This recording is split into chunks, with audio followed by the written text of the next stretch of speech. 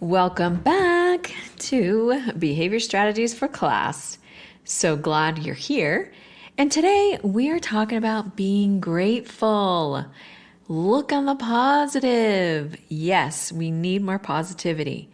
So how does gratitude really affect behavior? It is going to help your students boost their ability to learn and make better choices. So today we're going to talk about 3 ways that you can teach gratitude to your students.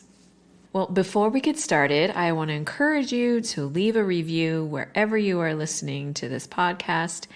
I would love to hear from you. Also, share this episode. Share my podcast to anyone that you know who would benefit as well. I would love to be able to help even more people. So, thanks so much for doing that. Hi guys, welcome to Behavior Strategies for Class, your podcast all about behavior strategies to help you in the classroom. Do you need more support and encouragement for your challenging students? Do you want proven behavior strategies that will help create resilient students? How will behavior strategies influence your class? You will make a difference in their lives and prepare them for success as a well-rounded person. And I'm here to help. I'm Diane Bachman, a behavior paraprofessional with over 10 years experience in special education, working with students from various backgrounds and disabilities, and I want to offer you hope. You will be a constant, caring adult in your students' lives, and building relationships with them will be essential to achievement and triumph, not only for them, but also for you. So we'll be discussing about trauma-informed care, social-emotional intelligence, sensory breaks, why are they important, PBIS, behavior interventions, MTSS, social skills, evidence-based strategies, and more. So listen in, and I have to say, Rita Pierson is one of my idols in her fight for students. And if you have not listened to her TED Talk on Every Child Needs a Champion, I encourage you to go do that today, because I want us to be our students' champion, because we were born to make a difference. Let's listen in to today's episode. And before we jump back in, hit that subscribe button so you don't miss a thing. And also, get that bit.ly link in the show notes to get my free newsletter to send out tips, tricks, more encouragement to you weekly. I'm not going to spam you with 500 different emails every day, just once a week. So today, talking about gratitude, how gratitude can create more positive behavior. And of course, that's what we want. It's with our students, like us constantly reminding them, saying please, thank you, asking them, what was the best part of your day? Or what was the best thing you learned today? And granted, it could be recess, it could be lunch, but what are they learning? Those are social skills, times for them to build social skills. So we just help them start thinking about the positive. One of our other students, it took them a while to come up with something positive. It's like, just tell me one positive thing about today, or one thing you liked today, one thing that made you happy today. And because it is new for a lot of our kids to really focus in on the positive, it does take them a while to really let that click in with them. Can I really find a positive? I mean, sometimes it's just a random, like what they got for breakfast. They stopped at McDonald's, or it was they finished their math in record time, or it was they got an extra recess, or whatever it was. Especially near the end of school, they had a lot of extra recess. So that's always fun. But it's a mindset change as well, like getting them to look at the positive. Because granted, school can be overwhelming. There's lots of things going on, and just helping them focus in on the positivity.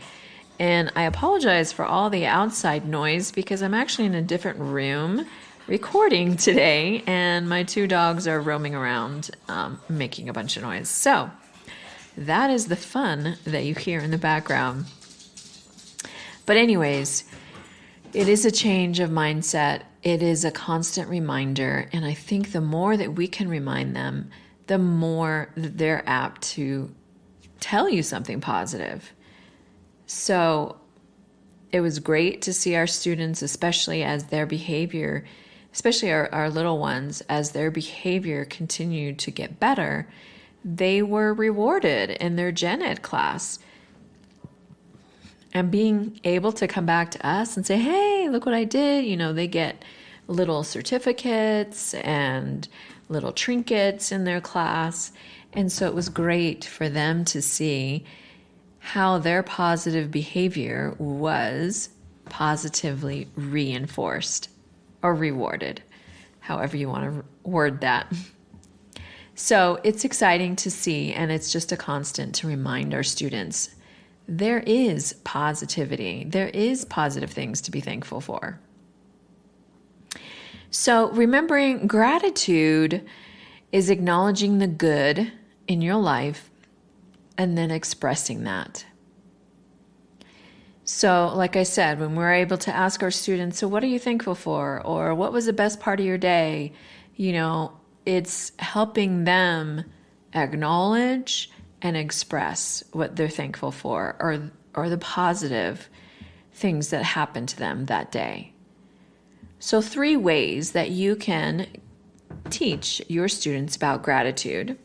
And I'm sure some of you are already doing this, but I wanted to give you 3 more ideas. So 1 would be doing random acts of kindness in your class. Now, this could be like doing little anonymous notes for each other. Say, Johnny helped you read today. Just put a little note and say thank you.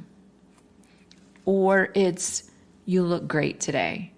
And just putting little notes. Or it's recognizing, when they help each other pick up their stuff or their backpacks, or cleaning up the room without being asked, or just different little things and how that works in your class. Because obviously that's going to look differently for the younger kids to the older kids.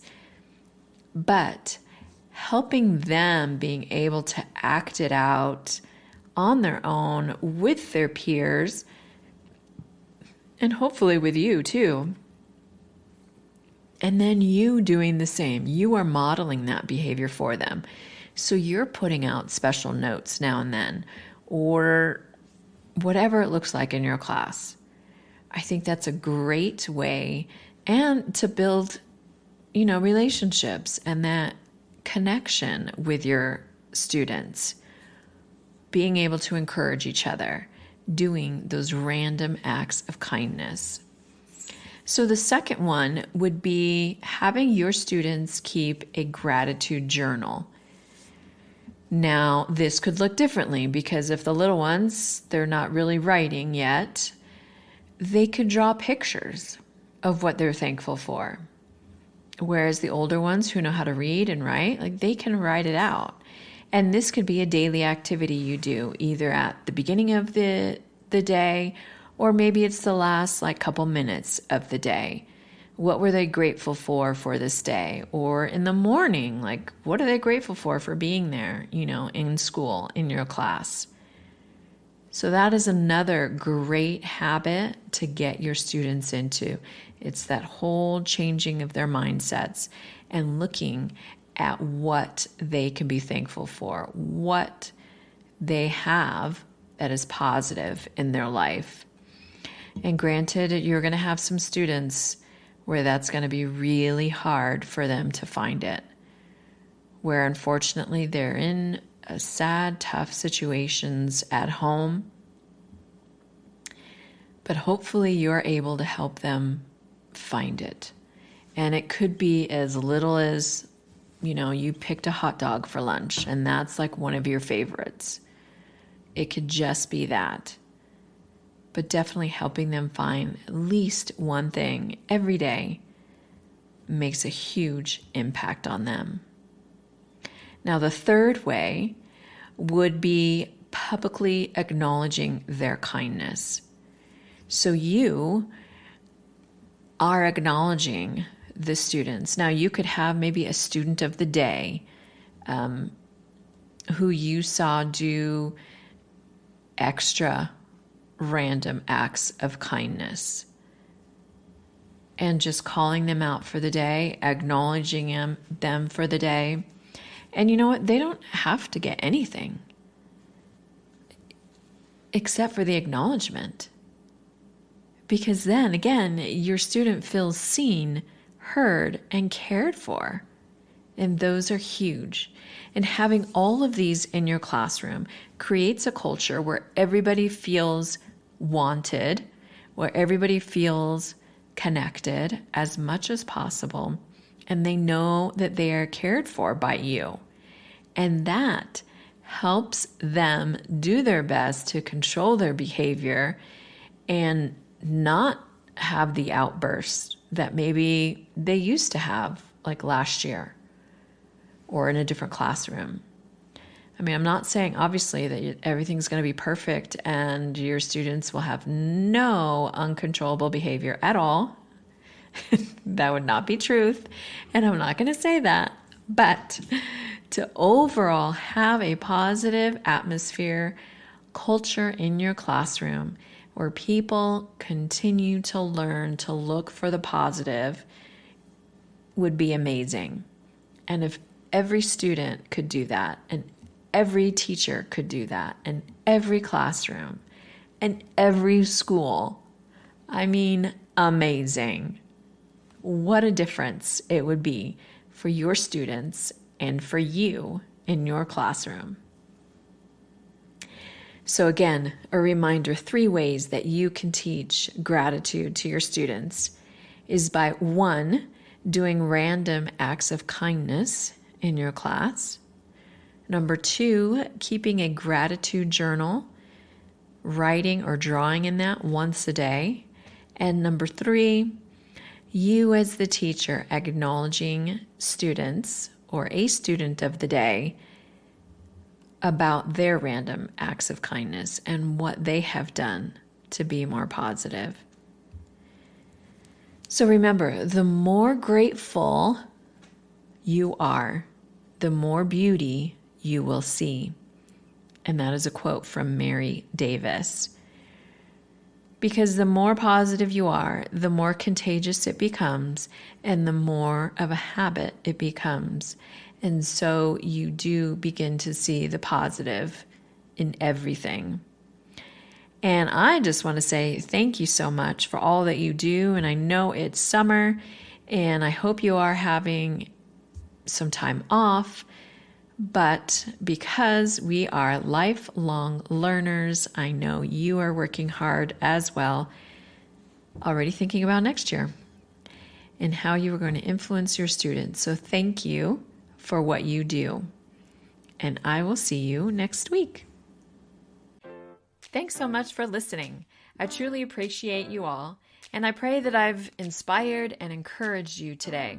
I also want to let you know that I have a couple bit.ly links for you if you're interested in making your own podcast and sharing the wealth of knowledge that you have being a teacher or a para or a teacher's aide, anybody in the education system. I'm sure you have a lot to share. And if you're interested, I took the class with Stephanie Gass. She's amazing, super friendly, down to earth, very easy to understand, and she's great.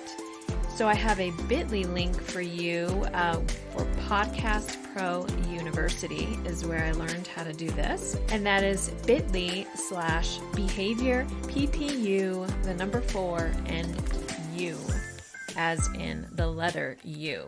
So Podcast Pro University, bit.ly/behavior, PPU, the number 4, and the letter U, if you're interested. Also, to get your free printable of all the 6 evidence-based strategies, there is another bit.ly link, and that is bit.ly/the number 6 for free. The number 6 for free. These will all be in the show notes in case you need to go back and check those out. And I leave you with this: that every child deserves a champion, and that's by Rita Pearson. So I just want to encourage you that you can be that champion and that you are making a difference. Thanks again.